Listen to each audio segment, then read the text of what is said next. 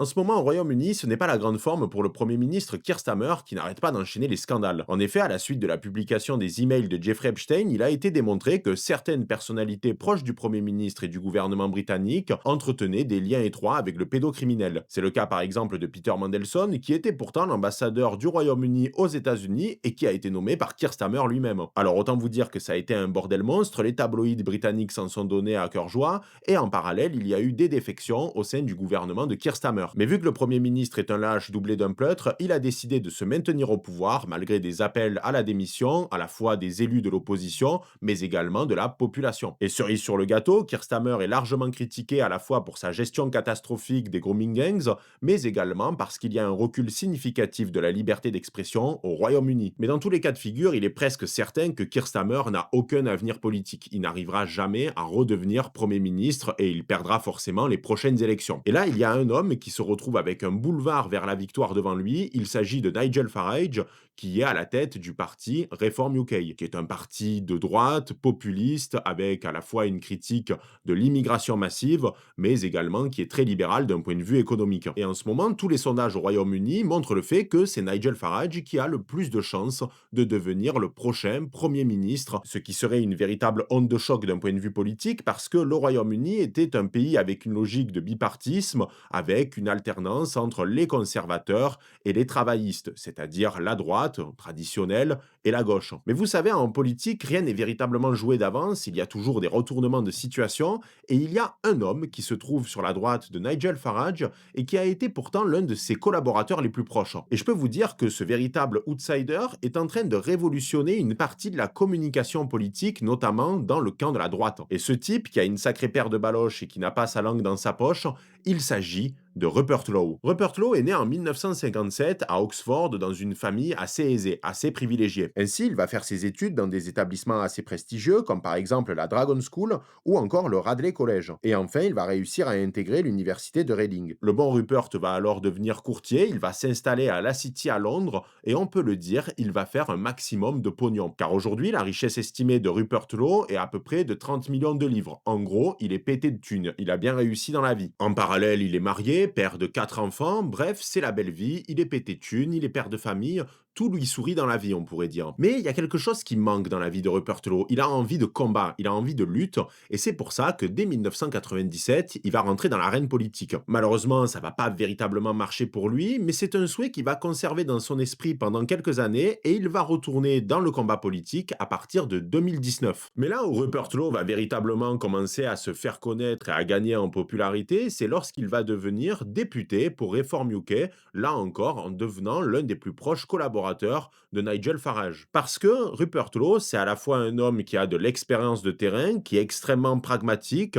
particulièrement franc, et surtout qui est très apprécié de la base du parti. Mais vous savez, quand on est populaire, il y a toujours un revers de la médaille. On attire les convoitises et surtout les jalousies, et c'est pour cette raison qu'à partir de mars 2024, il y a eu une guerre interne au sein de Reform UK. En gros, ce qui s'est passé, c'est que Rupert Lowe, vu que c'est une grande gueule et que visiblement il avait des choses à dire, il a commencé à critiquer ouvertement la ligne du parti. Tout d'abord, il a affirmé que Reform UK avait un problème majeur, c'est qu'il y avait une logique messianique, c'est-à-dire que tout tournait autour de la personnalité de Nigel Farage. Et ça, c'est un problème que l'on retrouve assez fréquemment dans l'intégralité des partis populistes de droite en Occident, c'est le fait qu'ils tournent autour exclusivement d'un ou deux candidats. C'est exactement le problème du Rassemblement national en France, qui tourne au final qu'avec deux grandes personnalités, Marine Le Pen ou Jordan Bardella. La seconde critique, et qui est beaucoup plus pertinente, c'est le fait que pour Rupert Lowe, Nigel Farage a une veste réversible, c'est-à-dire qu'il n'arrête pas de changer d'avis constamment sur certains sujets, notamment sur la question migratoire, parce que, en effet, Nigel Farage a dit un peu tout et son contraire au cours de ces derniers mois. Un coup, il est très critique de l'immigration au Royaume-Uni, un coup, il explique que le Royaume-Uni est une société multiculturelle, un coup, il est pour la réimmigration, et le lendemain, il est contre. Car Rupert Lowe est beaucoup plus à droite sur l'échiquier politique que Nigel Farage, notamment sur la question de l'immigration, puisque Rupert Lowe souhaite mettre en place une réémigration, c'est-à-dire à la fois bloquer les arrivées, mais surtout inciter au départ massif. Et au final, à la suite de ces critiques publique, Rupert Lowe a été exclu du parti. Il a été accusé notamment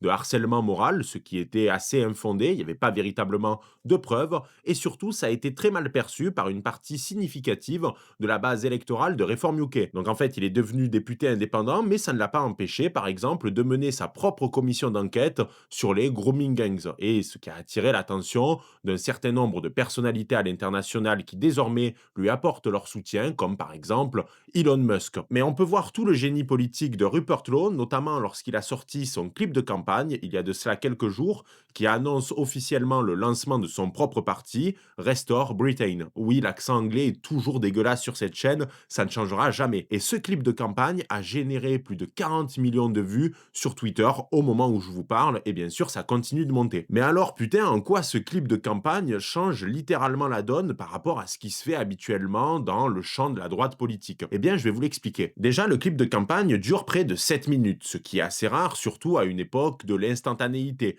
où on mise sur des petites vidéos rapides de moins d'une minute grand max. Et là, on n'a pas affaire à un montage à la Michael Bay avec des explosions de partout, un montage hyper dynamique et nerveux. Non, on est sur quelque chose de très posé, qui se passe d'ailleurs à la campagne, puisque le cadre de ce clip, c'est tout simplement la ferme de Rupert Lowe, puisqu'en effet, Rupert Lowe a sa propre ferme et qu'il y mène un certain nombre d'activités agricoles. Et là, on a des plans assez contemplatifs, on a l'impression d'être dans un film d'auteur, sauf que pour le coup, on s'emmerde pas. Parce qu'en fait, il y a une dichotomie extrêmement intéressante entre à la fois le fait qu'on est à la campagne, c'est le monde agricole, très posé, avec une petite note de piano en arrière-plan, et en parallèle, un discours de Rupert Lowe particulièrement dur et radical d'un point de vue politique. Il incarne une figure paternaliste, assez rassurante, loin du côté très nerveux, rapide que l'on retrouve à droite, où habituellement on va voir des meetings avec beaucoup de monde, on va voir un montage hyper dynamique où le candidat va serrer 1 milliard de mains. Non, là, on est sur quelque chose de totalement différent. Et ce qui est intéressant, c'est que dès le début de la vidéo, Rupert Lowe explique que lui, il n'est pas dans le temps court de la politique moderne, c'est-à-dire qu'il ne s'intéresse pas aux sondages,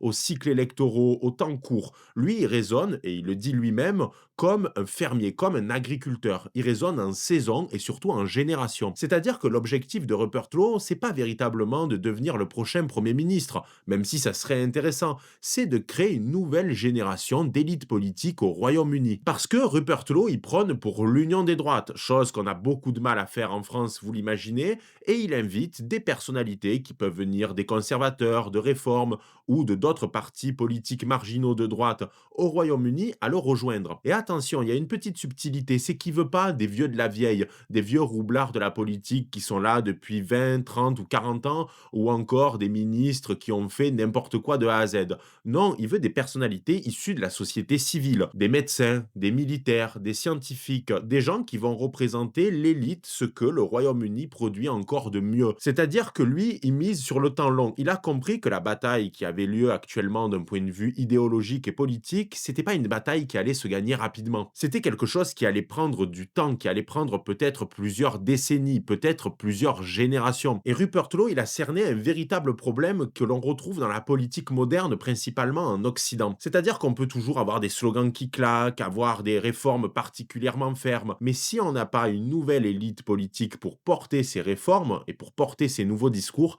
ça sert à rien. Ça sert à rien parce que quand vous êtes à la tête d'un pays, si vous n'avez pas des élites pour le diriger, vous êtes dans la merde et vous n'arriverez pas à faire ce que vous avez envie de faire. Et c'est exactement le problème que l'on retrouve aujourd'hui avec le Rassemblement national, qui, on le sait, est un parti qui manque à la fois d'un maillage territorial et à la fois d'élite. Et surtout, dans le clip de campagne de Rupert Lowe, il y a quand même de l'espoir. Il y a un message qui est positif. Et ça, c'est l'un des grands problèmes de la droite, surtout en France, c'est le fait qu'en règle générale, dans les campagnes politiques de droite, on mise sur un discours qui est anxiogène, un discours qui vise à créer la peur. Peur qui est certes légitime et partagée par beaucoup de Français, mais la peur, c'est pas un projet politique qui est assez fédérateur. Les gens fonctionnent avec l'espoir, l'espoir de lendemain meilleur. Et Rupert Lowe vous ment pas, il le dit dans la vidéo, ça va être difficile, il y a des enjeux énormes, ça va prendre du temps, mais on peut le faire, on peut régler tout ça. Et ce clip de campagne de Rupert Lowe me fait penser en quelque sorte à la stratégie de communication de Sarah Knafo pour la mairie de Paris, là où les candidats de droite habituels vont vous dire c'est soit vous votez pour moi, soit demain c'est le déluge,